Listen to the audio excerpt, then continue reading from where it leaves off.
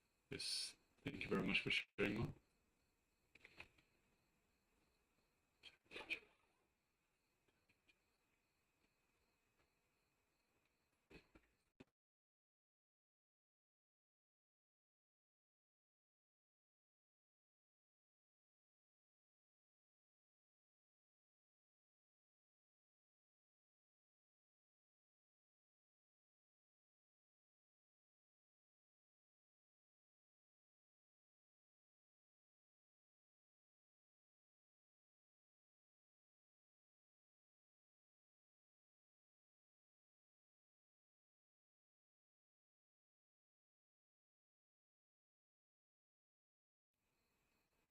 Yes, we have Wei Wen Mei that shares bread.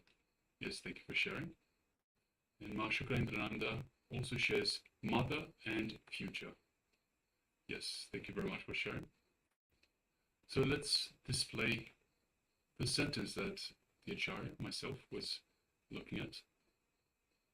So we'll be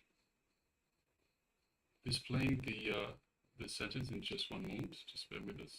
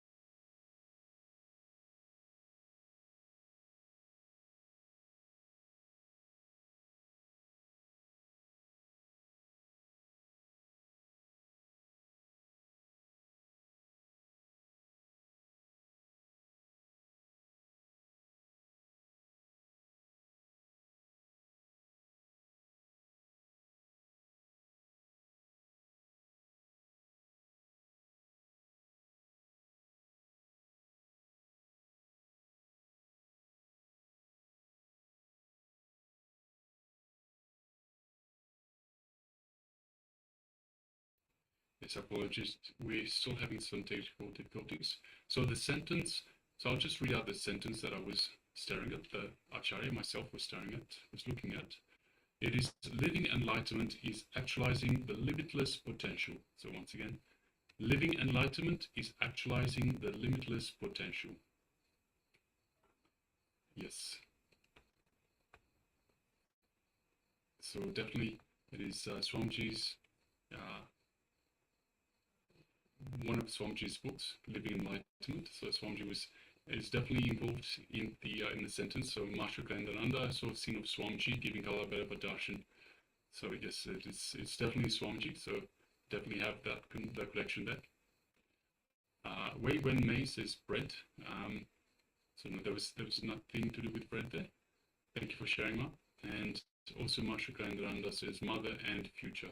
So living enlightenment is related to our future, I suppose. We are looking towards the future, towards becoming enlightenment through living enlightenment in the present. So yes, thank you very much for sharing, Ma. So next we'll be moving into another Jnana segment, another knowledge section. Swamiji will be, so just one moment.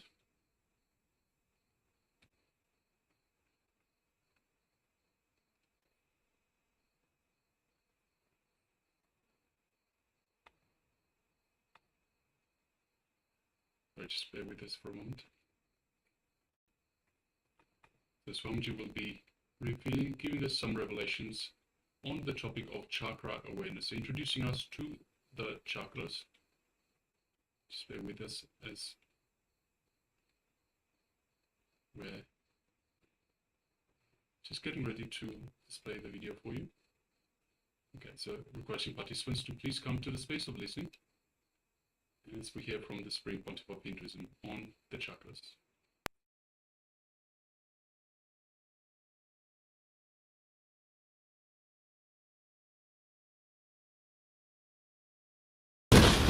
We have lot of mechanisms inside our body. We have many systems inside our body. If it is not put to use, not only it is not useful, it is occupying unnecessary space in our system, in our being. If you know just how to switch it on, only nothing else, only one on. Just one switch on. It's enough. The whole thing is useful. Just like that, our whole system. If you know just how to switch on the mechanisms which is in our being, the whole thing will be useful. The whole thing will turn into the utility system which you can use it for your day-to-day life. When I say there are so many mechanisms which are lying down in your system, in your body, without being put into use, I mean chakras. Small introduction to chakras will be able to explain what is chakras. The energy centers, see, almost all the ancient masters of all the religions, almost all the great masters of all the ancient masters of all the religion which worked on the inner sciences, they speak of these chakras, the energy centers. I just brought this to show you where the chakras are situated. I'll just give an introduction to the chakras, then we'll see where the chakras are situated.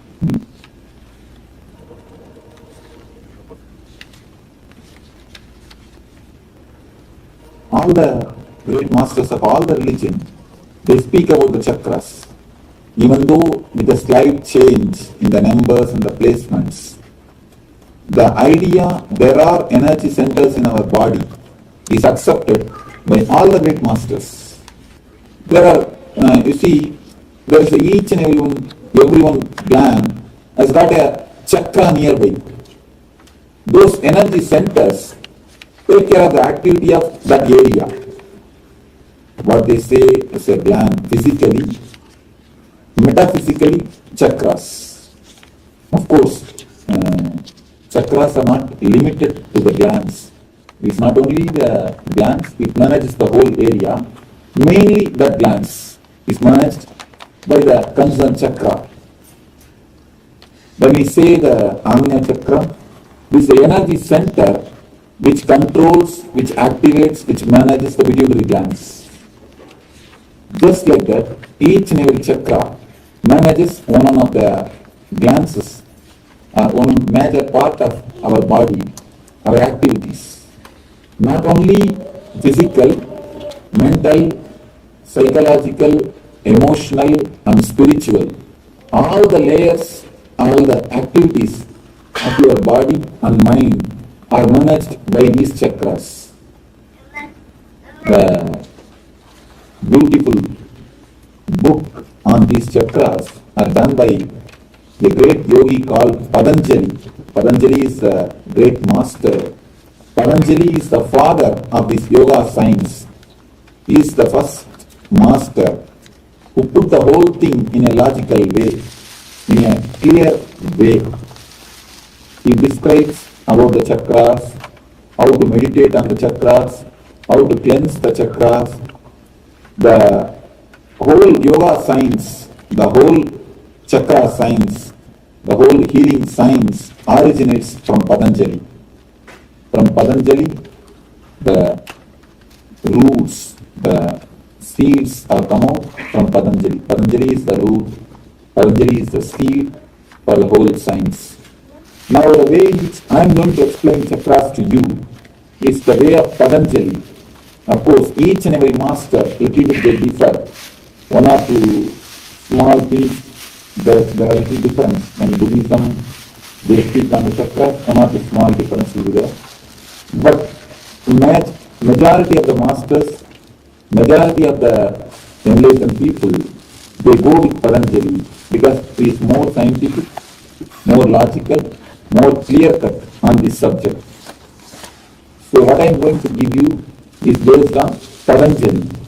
Patanjali is the great saint, great enlightened master who lived thousands of years ago in the place called Chidambaram. Chidambaram is the place in India where he lived and had his enlightenment. He has recorded his enlightenment in a beautiful way called Yoga Aphorisms, Yoga Sutras. That's a book which explains basically about the whole science of yoga, meditation, whatever life, how the life should be led, how you need to live the life if you want to have the longevity, health and bliss. He is the father of all the postures, asanas, which we call asanas. Asana means, I think in West it is very famous now, bending the bodies and stretching out the bodies and breathing exercises. They are very famous in the West. All the yoga system, all the asanas are originally explained, are created by the Patanjali. He is the master who made all the description or the clear explanation. In a way, he has done the unabridged dictionary for the yoga philosophy. Unabridged dictionary, a complete collection of asanas, yoga system, mudras, meditations, chakra, about everything. And if you meditate on which chakra, in which way, what power you will get. Even to that extent, he has done a deep research and made an unabridged dictionary over this science. Let me explain about the chakras as Patanjali explains, according to the system of Patanjali, because what Patanjali says goes with my experience also. My experience also goes with what Patanjali says. So let me explain it. A small story. From that story I will be able to tell you the chakra, about the chakras. After a Second World War, a group of defense people, they were vacating their army camp. When they were vacating their army camp, they left a small open aircraft in one tribal village and went away. When they leave their army camps, they don't carry everything back. Some things they carry, some things if they can't, they leave it and go. Just like that, in one army village, in one tribal village, a small tribal village in Germany, they left one aircraft, open aircraft. Only 1 or 2 persons can sit in that sort of small helicopter. They left the open aircraft and went away. After 1 or 2 days, the tribal people, they have neither heard about aircraft or they have not seen. They don't even have any idea about the helicopter. They have not even heard about tractor or to speak of aircraft. So the whole village gathered and saw, what is this? What is something new has come to our village? They were not able to understand what it is, and they were just going around and around that vehicle. They don't even understand it is something called vehicle. It is something like a vehicle. So they were not able to assess what it is. Suddenly one man told, it may be God who has come to visit our village. And all the other people told, no. If God means he should speak, he should give boons. It is not doing anything, it is stagnant as it is. They refused. The argument was refuted. Somebody else told, it may be some devil or the ghost has come to our village. Again it was refused. No, it is not doing any harm, it is lying down there as it is. Nobody was able to recognize, nobody was able to understand what it is.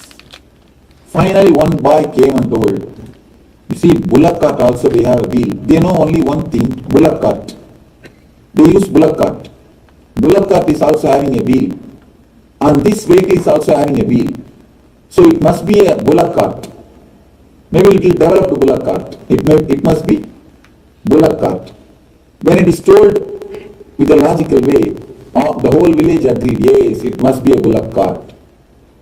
So they all thought that they have discovered what it is, and they started celebrating, enjoying, running around the vehicle, pulling this way and that way, pushing this way and that way. The whole village was celebrating and enjoying the new bullock cart. After 1 month, it went on. They were playing with the vehicle. They put a big bullock in front of the helicopter, and they started using that as a bullock cart. Throughout the village, they take around, and whatever they want to transport, they started using this vehicle. It is going on. After some 3-4 months, one boy who has gone to a nearby village, nearby city to study, to do his school, he came back. He was a tribal boy. He went to a nearby city to do his studies. He came back and he saw the whole thing. He thought it cannot be bullock cart. It is done with so many mechanisms. He also don't know about a helicopter. He also don't know about aircraft. He has seen only the tractor. So he thought it must be one way of tractor. It must be one kind of tractor. So he got into the vehicle and did something this way, that way. Somehow he started it. He started using that as a tractor. So morning till evening he started using that as a tractor. When the people saw it can go even without bullock, they were wondering, they were surprised. How can it go without even bullock? It goes simply and comes back. There is no need for any bullock. So they decided it's a bullock cart without bullock. It can simply go and come by itself. So they were enjoying the vehicle as a bullock cart for 6 more months. After 6 months, one retired pilot, for some reason, for some research, somehow he came to that village. He saw the whole thing, what is happened. He started laughing. Then he explained to the villagers, see, it is neither a bullock cart nor a tractor, it's an aircraft. It can be used to fly. First, the villagers were not ready to agree it. What are you talking? How can it fly? It is such big mechanism, so heavy. Our body is much lighter than the mechanism. Even our body cannot fly. We cannot fly. It is more heavier than our body. How can it fly? They asked all logical questions. But the pilot told, you see, I cannot answer your logical questions. There are a lot of things which logic cannot explain. But the one thing I can do, I can fly and show. He got into the aircraft, he just took the one round he went, he came back, he landed, and then he showed, you see, this much only I can do. Now you understand that it can fly, it's an aircraft. Then the whole village surrendered and asked the pilot, yes, now we understand, it's an aircraft. You see, a very small story, if you understand deeply, you will be able to understand your whole life. The vehicle, the aircraft is what is the thing, our body. God has given this body to us. The tribal villages have used the same aircraft as a bullock cart. The next step, man used the same body, same vehicle as a tractor. Third level, pilot used the same thing as a aircraft. Same vehicle or the same instrument. One man is using it as a bullock cart, another person is using it as a tractor, the third person is using it as a aircraft. The same way, God has given a same system for all of us. The body is the system. This is the system given to us by God, given to us by the divine. We, the people who live with a normal life, very ordinary way of life, just taking birth, having their food, reproducing some more children, and and dying. Nothing more in their life. Just if you weigh their life, few wells, few bungalows, little bit of money, that's all. Nothing more. They take birth, do something, and then they die. Somebody came and asked me, Swamiji, why in all the cemeteries it is written, born on such and such a date, died in such and such a date? I told them, nothing worth mentioning has happened in between. Nothing worth mentioning happens in between. Only these two are worth mentioning. Born and died, over. You see, most 90% of our lives, 90% of the people live only in this state. Born and died. Nothing worth mentioning happens in our life. So it's just a dull, dead, dragging life. When you live the life of only eating and reproducing and dying, if you have not done anything else except this, you have lived your life as a bullock cart. As the tribals have used, we have lived our life only as a bullock cart. We take birth in Muladhara. Muladhara means the lowest chakra. That is the sex center. We die in Swadhisthana, the next center. Next center is death, first center is birth. Birth and death, over. Nothing more, nothing else. Born and died. Nothing worth mentioning has happened. Even though if you have a place, nothing worth mentioning has happened. That is the one kind of life in which 90% of us will live. 90% of us live only a dull, dead, dragging life. So there are next level people, like a young boy who used that as a tractor. There are next level of people who enter into the field of art, culture, dance, poetry. When you enter into the layer of the art, when you enter into the level of heart, when you add some juicy things in your life, by dancing, by singing, by painting, by this type of artistic things, you use your system as a tractor. You expose yourself to the second layer. You come to the second level of understanding. You understand money is not the only thing to be achieved in the life. Money is necessity. It is a basic thing, okay, but it is only basic thing. Basic things are only basic things. It is not ultimate. There is a next step to be more joyful, to be more, to make the life more juicy. The artistic things. When you add art in your life, you use your system as a tractor. The third level, when you add spirituality, when you add meditation, when you add the joy, the spiritual bliss in your life, you use your system as an aircraft. The same system, the same body, the same vehicle, tribals are using as a bullock cart, the young man is using as a tractor, pilot is using it as a aircraft. The same way, God has given the same system for all of us. If you just live in a normal life, an ordinary life, taking birth, eating, drinking, giving birth to children, little bit of money, I have one easy chair, then finished. Nothing else. If you live that normal life, we are also using our life as a bullock cart. If you go to the next level, the dance, culture, art, poetry, not for the sake of name and fame, just for enjoying the art, you use your system in a second dimension. You understand your second dimension. You go to the next level of being. That is artists, where the artists reach. Rabindranath Tagore, the great poet like Rabindranath Tagore, the great Sthapatis, great people, great painters, all these people, that's the second layer. They use their system as a tractor.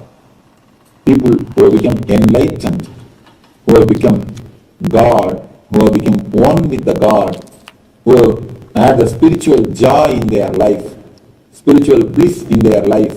Buddha, Jesus, Muhammad, Ramakrishna, Raman Maharshi, these great masters, Ramanuja, all these great spiritual people, they are using the same system as a aircraft. They are the pilots.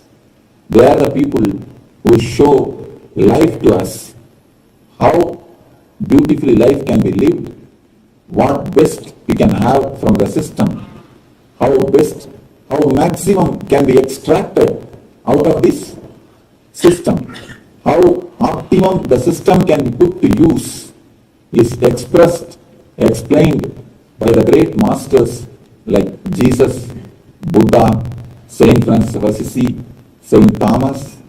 All these great masters have lived their life as an aircraft. What is the difference between the tribal villages and the pilot training? What is the difference? Only one difference. Villages don't know how to operate the mechanisms and gears. The pilot knows how to operate the mechanisms. That's all. Villages, they don't know how to operate the mechanisms, so they are using that as a bullock cart. Pilot, he knows how to operate the mechanism. He is using the same thing as a aircraft. Please turn. Where the spinal cord ends, it can be. Where the spinal cord ends, the end of the spinal cord, the Muladhara chakra, the first center, just 2 inches above, we are going to do the meditation. So for that you need to understand where the chakras are situated. Just 2 inches above Swadhisthana. When navel, where the navel center is there, on that, the third chakra, Manipura it is called, when just near the chest, the center of the chest, we have, yes, thank you, we have the Anahata, the fourth center. It is called heart center, Anahata, the fourth center. In near the throat, this area, we have fifth center, Vishuddhi. This is called. Near the eyebrows, you have the sixth center, it is called Amunya. On the top of the crown, on the top of the head, there is a chakra which is called Sahasrara. These are the 7 major centers, 7 major mechanisms which exist in your being, in your body. If you know how to breathe life into them in an ordinary way, normal way, they are completely closed. They don't work completely. Only very minimum portion of their the chakras are active. The energy which is supplied to the chakras are not enough. Very little portion of your energy is supplied to the chakras. If you know how to breathe life into them, if you know how to activate them, if you know how to concentrate on them, if you know how to energize them, you will see the same body with the same mind, with the same spirit. You will be able to live more joyful, more ecstatic, more collective life. The below chakra, lowest chakra, Muladhara, this chakra is managing all the sexual activities of your mind. The imagination, too much of imagination locks this chakra. And if you know how to live the life with little bit of less imaginations, as I told you yesterday, the dreams can be little reduced, this chakra opens. The next level, Swadhisthana, the chakra which is below your navel, above the Muladhara, below the navel. If this chakra is getting locked by the unnecessary fear. You see, a small example can tell you about this chakra. If you just climb a 10-story building, and if you stand up near a parapet wall and just peep in, peep out, you know that the building is safe, and the man who built the building, he only built the parapet wall. Even then, if you just put your head outside the window, you will have a slight feeling, just from the deep stomach, a feeling of fear that you may fall. The feeling which comes from the deep stomach, it comes from only Swadhisthana. And you are driving in a highway, the full speed, If some vehicle, without any traffic, without any rules, if it comes just near your vehicle, as if about to hit your vehicle, you will feel something is suddenly come out from your deep stomach. Any of you have felt a sudden fear? If you are in danger, you will feel that something suddenly happening in your deep stomach. That happens only from Swadhisthana. The fear, the unnecessary fear, and the deep feeling of insecurity locks the Swadhisthana chakra. If you understand the inevitability of life and the inevitability of death, death is, you see, death is the only thing which can never die. Anything else can die. Death is the only thing which never dies. Uncertainty is the only certainty in the life. Insecurity is the only security in the life. If you understand the life uncertainty and relax with the fear of death, this chakra opens. The third thing, Manipura is something to do with Ori. That is the navel center is something to do with Ori. That is the reason in all the language we have an expression. If you receive any news which you cannot tolerate, if a shocking news comes to you, immediately we say, I cannot digest it. I cannot stomach it. Not only in English, all the language this expression exists. Because Ori and Manipura is very closely related. Any news which makes you worry, you immediately say, I cannot digest it. And any news, if you hear any shocking news which shakes you, the first will be, stomach will be upset. The first thing in your system will be, stomach will be disturbed. Any disturbing news, any disturbing thing, have you observed? Anybody had this experience? Any shocking news if you receive, the first reaction in your system will be, stomach will be disturbed. Stomach will get upset, either diarrhea or indigestion. The stomach is the first portion, first part of your body, which will be disturbed if you listen any news, any the incident which gives you worry. So the Manipura is disturbed by unnecessary worries and the unnecessary depression. If you suppress any of your emotions, Manipura is the first chakra which will get disturbed.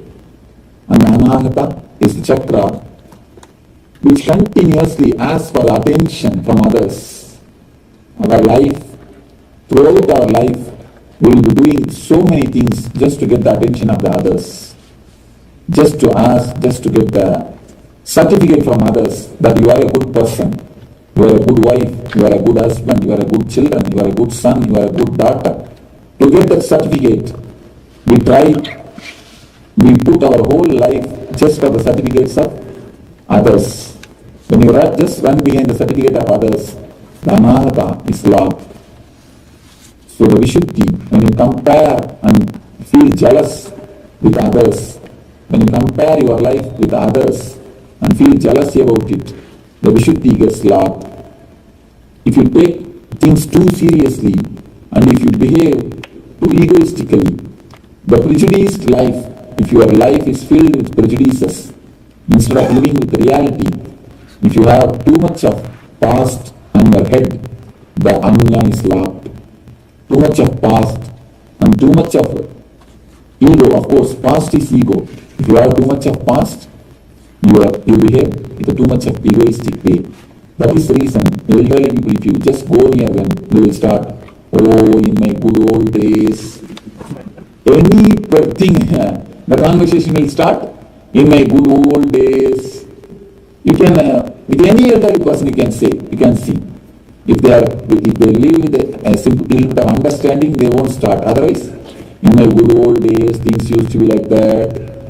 So the past is heavy on our life. If you have too much of past carrying in your life, it is not that just because you are 90, you need to carry the past. There is no need.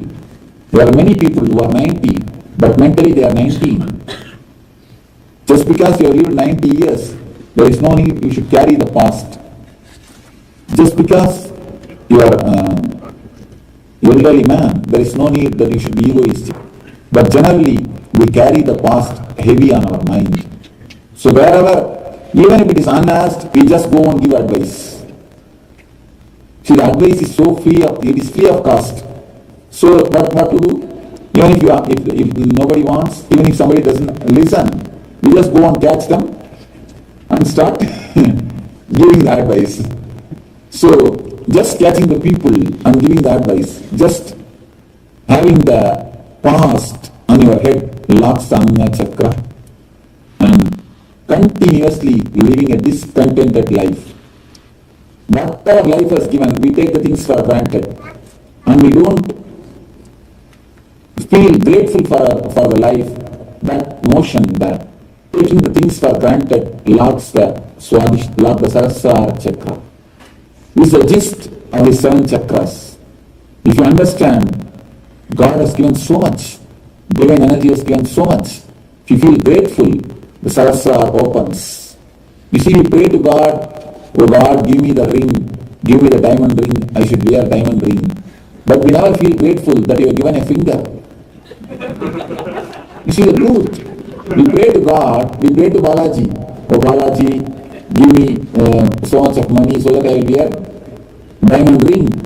But we never feel grateful, oh God, you have given me the finger. That's the way of our life. Whatever God has given, whatever the divine has given, whatever the life has given, we think everything is our birthright. Till we get only, our mind keeps quiet. As soon as we get what we decide, oh, it is my birthright. Everything is mine. Then what we go for? Next. What next? What next? What next? Taking things for granted locks this chakra. If you understand how much the existence has showered on you, how much the God has showered on you, how much the divinity has given you, the Sahasrara opens. You see, if all of you are, if a God appears suddenly in front of you and says, whatever you want, please make a list and give me. Will the list end any day? The list will never end. And if the God appears in front of you and asks, whatever I have given, please give the list, we will never make the list.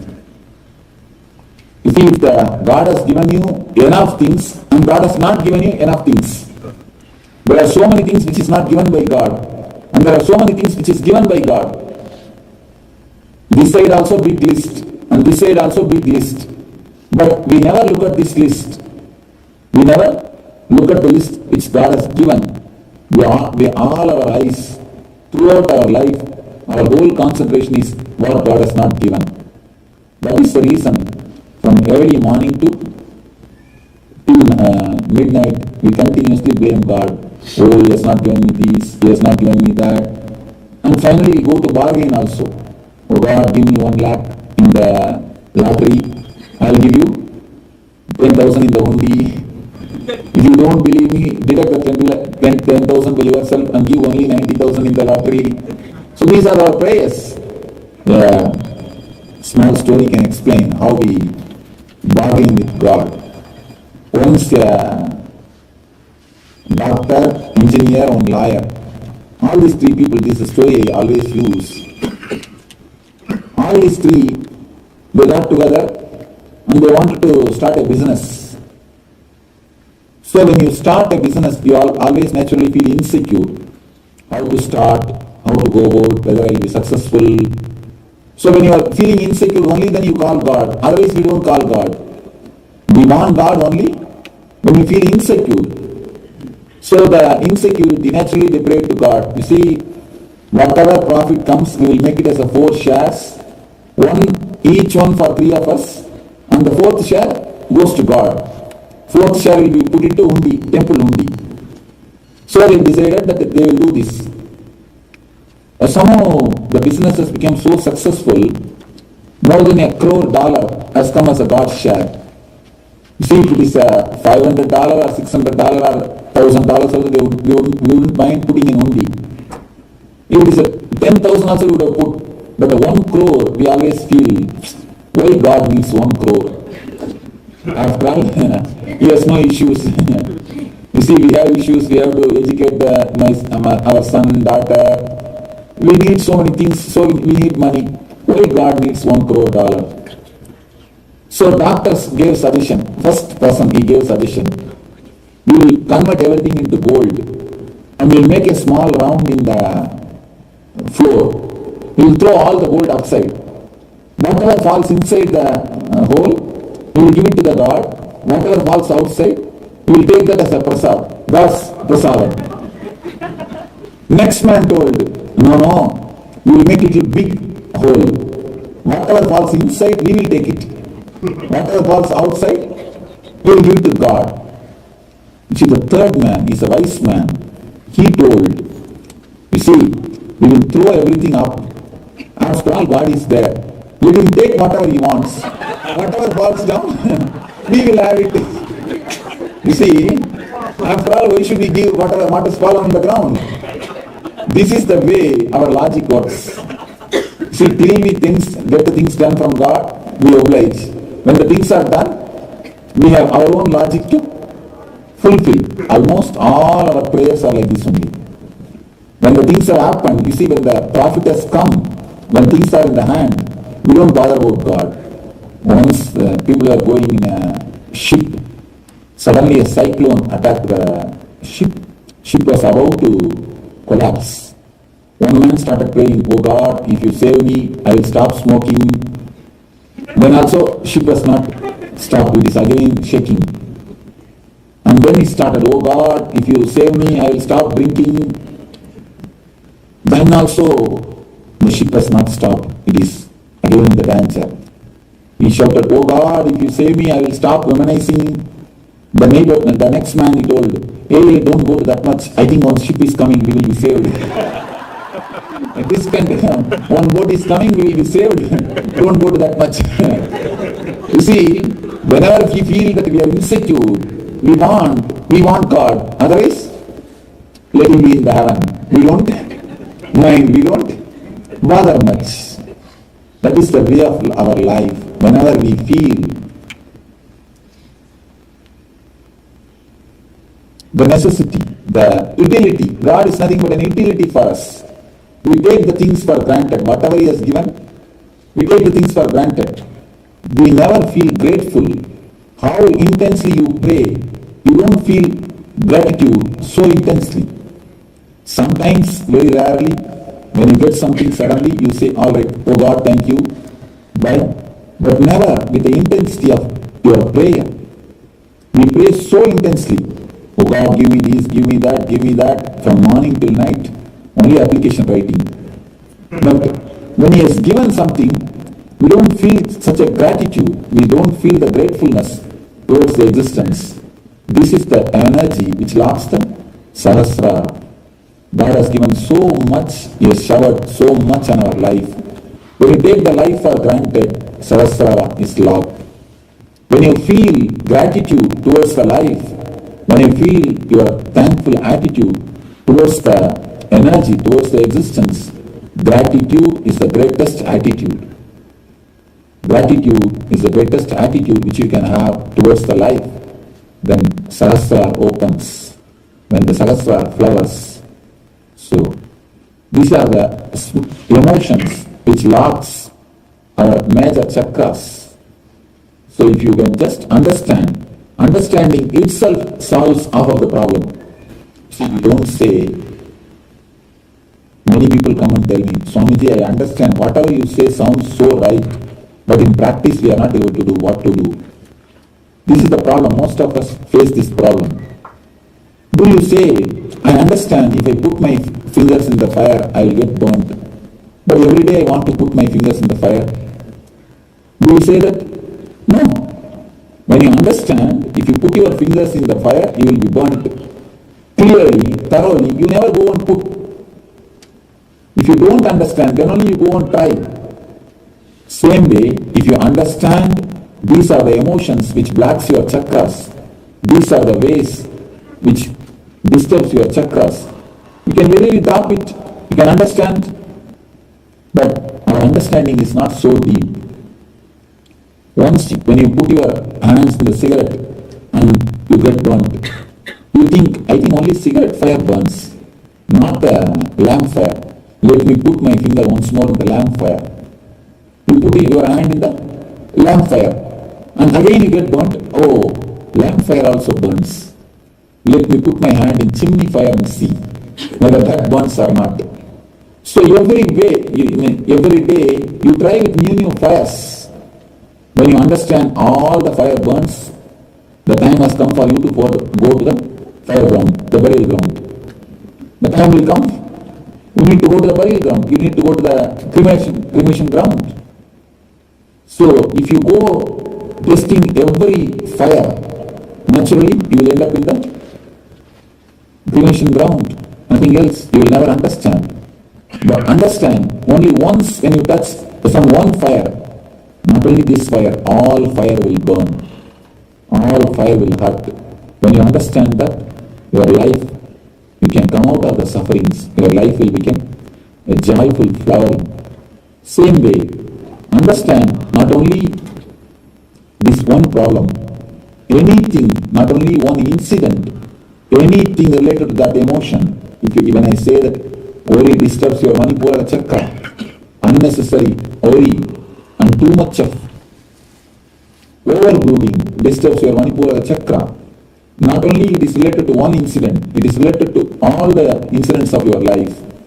Anything, any incident, don't brood over too much. Don't worry too much. Just some 4 months ago, one middle-aged lady, around 40 years she came to our ashram. As soon as she entered my cabin, she started crying. This happened really. She started weeping and wailing. I told her, why are you crying, ma? Can you just tell me the reason? Let me see what can be done. She started telling, oh, my son is not listening my words. He is disobedient. If the same thing happens, I don't know, he may marry on his own. He may not marry the girl whom I wanted. In India, the son is a very good, you can earn a lot to a son. If you have one son, that is enough. You can earn enough money to run your life. If you sell that one son in the market, you will get enough money to run your whole life. So if you marry son, if he decides his own life, his own partner, what will happen to me? I don't know what will happen. So she started crying. I told her, you see, don't bother. Bring your son once. Let me talk to him. Let me try to help him. She suddenly told, no, Swamiji, I don't have to bring. I have already brought. She just let a 4-year-old boy.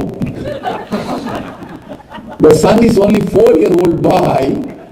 She is so much worried. She is weeping and wailing. She is telling me he may marry on his own. I don't know what will happen in future. She is complaining so much. But when I asked about her son, she just let a small kid. He is only 4-year-old. You see, we are such a great masters of worrying. Even if you don't find any reason, of course, we find some reason to worry. If you don't find any reason today, today everything is going right. I think tomorrow something big bad is going to happen. And that is what we think, something very bad thing is going to happen. That is the reason today things are going smooth. If everything goes well, if you can't find any reason, you just start thinking, tomorrow there may be something very bad, I don't know what will happen. You start worrying about the next thing. You see, in the initial times, you need some reason for worrying. After some time, that becomes such a beautiful habit for you, you don't need outside reason. Even if you make some reason, even if you don't get any outside reason, you just make your own inside reason. Oh, things are going so smooth today, I think tomorrow something big bad is going to happen. Something very bad is going to happen. Some reason we find. When I say that worry disturbs the Manipura, the unnecessary worry disturbs the Manipura, not only in one incident, throughout your life, just look, just scan your life, see where all you unnecessarily worry, where all you invested too much of your worries, and remove that. Remove the energy, remove that zone. When you stop worrying, not only you stop worrying, your energy is diverted totally towards the living, towards the life. So you will have negative accounts will be reduced and the positive accounts will increase. Both the way it will be helpful. You see, if one man comes from the opposite side of the army, to your side, not only they are losing one man, you are gaining one person. So the result is 2. 1, here 1 plus, there 1 minus, here 1 plus. So when you stop, when you analyze and understand these worries, the root cause of your problems, not only our opposite army is losing one man, you are gaining that energy. That energy turns and helps you in a positive way. So a simple understanding itself can solve more than 50% of your problems. The maturity, understanding solves 50% and the other 50% meditation. So maturity and meditation can guide and solve major problems of our life. Our life can be transformed into a real joyful ecstasy. As of now, the life is just dragging, pulling, going on.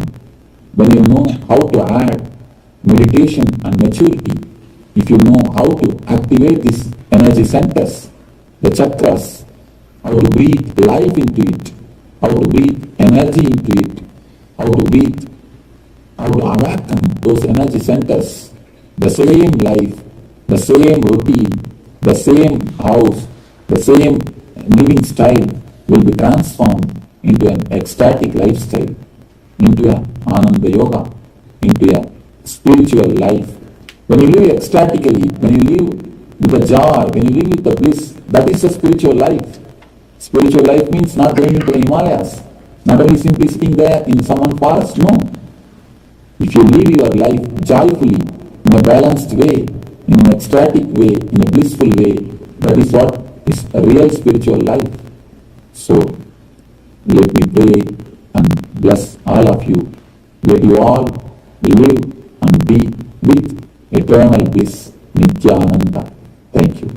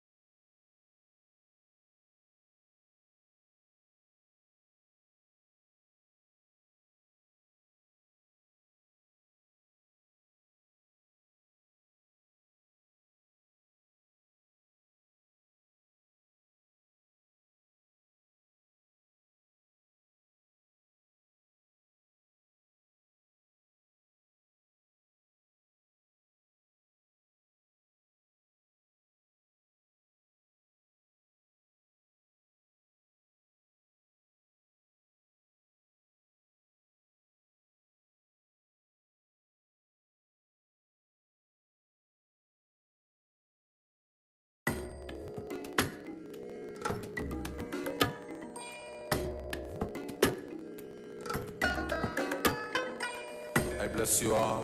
Let you all open all your 3 eyes and manifest the powers of Mahasadashiva. Om Nityananda Paramashivam. Om Nityananda Paramashivam. Om Nityananda Paramashivam. Om Nityananda Paramashivam. Om Nityananda Paramashivam. Om Nityananda Paramashivam. Om Nityananda